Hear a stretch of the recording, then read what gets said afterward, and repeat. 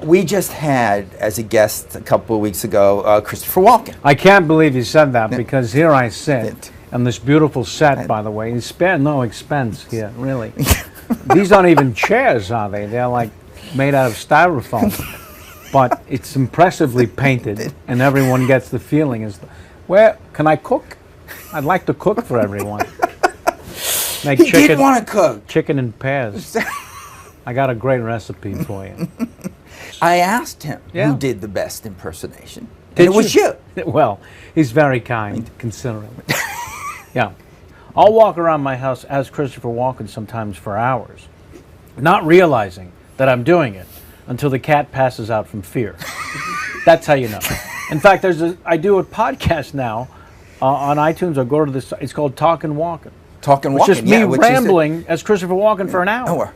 Talking nonsense. It makes no sense, really, when you think about it. But we just talk about nothing or everything, whatever's on your mind.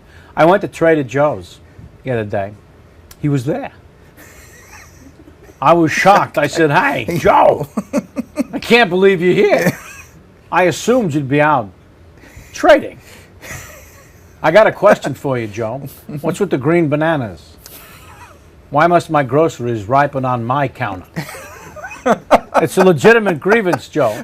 I got a suggestion. It's a possible solution. It's a gift. Do with it what you will. What do you say you grow your stuff before you sell it? Don't get me wrong. I'm a big fan of your store, Joe. Your selection of nuts, for example, is crazy.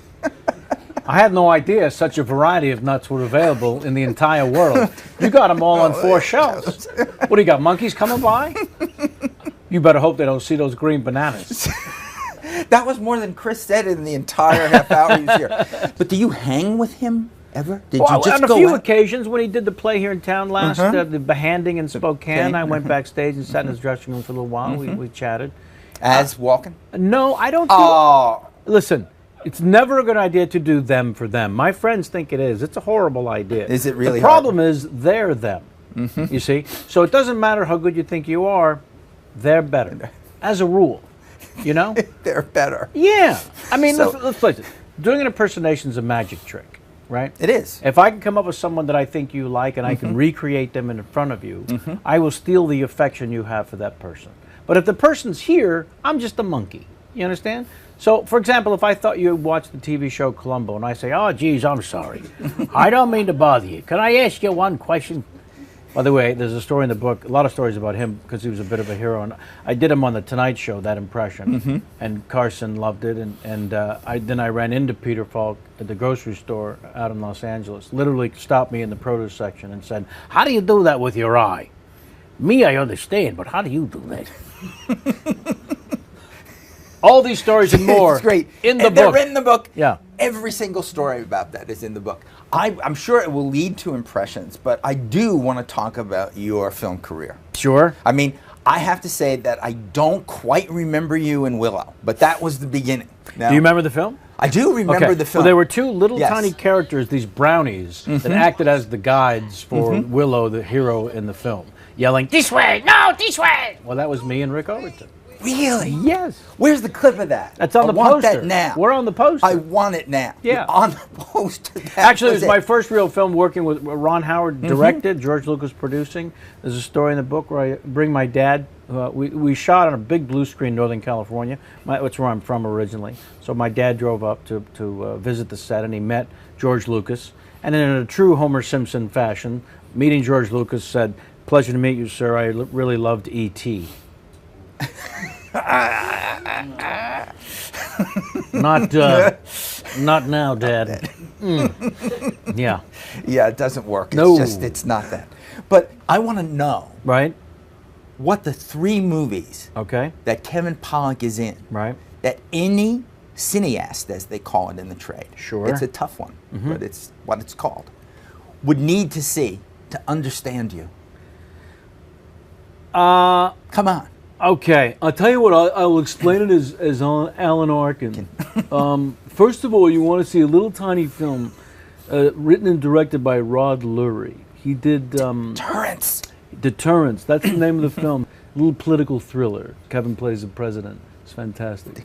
And then another film was Barry Levinson's film Avalon. It was the first dramatic film that Kevin did, and I would suggest that one is quite good. And then the film we did together, he and I, called Indian Summer, a little film about people who went to summer camp together, and then later in life they have a reunion. But he's quite good in that film. I'm better, if I could be so bold. But yes. But you're not mentioning A Few Good Men. Okay. Come on. Well, I go after a few people in the book and I don't suffer fools, so I call them on their nonsense. But then I also champion people who I found inspiring, and Tom Cruise is definitely one of them. A tremendous professional, and also just a really nice guy, a genuine person. So we're in rehearsal. First of all, I'm brought up to the majors in this film. I really was. I'm surrounded by giant stars. And I was Where's Waldo in the cast, basically. So I was hoping to just fit in somehow. And he embraced me as an equal on day one. So we're in rehearsal for a couple of weeks. And I see him writing notes in his pen with in a script with a giant pen, like a Mont Blanc on steroids. And so I'm teasing him about the pen. Tom, they don't make a bigger pen? I'm sorry to hear that. So he very enthusiastically says, Kevin, you got to write with the pen. You got to check out the pen. The pen's amazing. So I continue to make fun of him, and then I eventually write with the pen. Sure enough, it's like angel's wings floating on a cloud. It's ridiculous. The pen costs $500, which, Tom, it's like a quarter. But it's clear to me this is a pen I will never have. So I continue to make fun of him. You know, it's the same reason I don't like window shopping or strip clubs. If you can't have something, why be tempted by it? You know what I'm saying? I never thought of it that way. It's right. You are a philosopher. Yeah, I can be. Really. Patience you must have. So I admire the pen while making fun of the pen. 3-4 days into shooting the film, there's a knock on my trailer door. I open it up. It's one of Tom's assistants. He hands me a wrap gift. I open it up. It's a pen. It's the pen from Barney. Same pen but it's brand new. Now it's mine. So later that day, I'm making notes in my script with a different pen, a regular ballpoint. And Tom sees me and he goes, Kev, where's the pen? I said, oh, Tom, no, I can't use the pen. The pen goes on the mantle. This is the Tom Cruise pen. He said, no, you got to use it, buddy. I gave it to you to use it. I said, no, Tom, I appreciate that. This is a pen I will tell stories about for the rest of my life. And everyone I tell the story to, mine will be the best story involving a pen. You have to understand this. He said, all right, I get it, but come on, use the pen. 2 days later, knock on the trailer door. Open it up, same assistant. Hands me another wrap gift. Open it up. It's the same. It's a second pen. Second pen. And the assistant says, what to use? The assistant says, Tom wants you to use the first. Now, I promise you, he was not being a show-off or a by doing this. It was Tom's way of saying, I get it. Put this one on the mantle. Use the other one. That's my experience with Tom Cruise. And it sounded like you were able to kid him. You know, you were able to I was play able with to, him. actually, what about Jack Nicholson on this movie? Jack was incredible. I didn't expect someone like him to be approachable. I figured someone who's cool to 5 generations would be over in the corner by himself. You talk about him, not to him. But he was the most gregarious and approachable on the set. And shockingly, a bit of a goofball, which I did not expect. And I remember my mom visited, there's a story in there, and she ended up hitting on Nicholson in front of me, and he saw how disturbed I was by this, and said, hey, Kev, wondering if you could do me a favor. Yes. I was hoping you might be able to get your mom off my ass. Huh? What am I supposed to do? Am I supposed to take your mom back to my trailer? Is that what you want? Yeah. So it's a tough position to be in. It is, yeah. Well, this show always ends the same way. Okay. In song. What? Yes, well, because, it was a good spit take. It was, I think De Niro Any song would do in particular? That too. Not at all. In fact, you could sing it as yourself or anybody, but it should be something that resonates with you. It might be something your mom, when she wasn't hitting on Nicholson, might have just hummed to you, you know, but we never let a guest leave without doing this. Okay.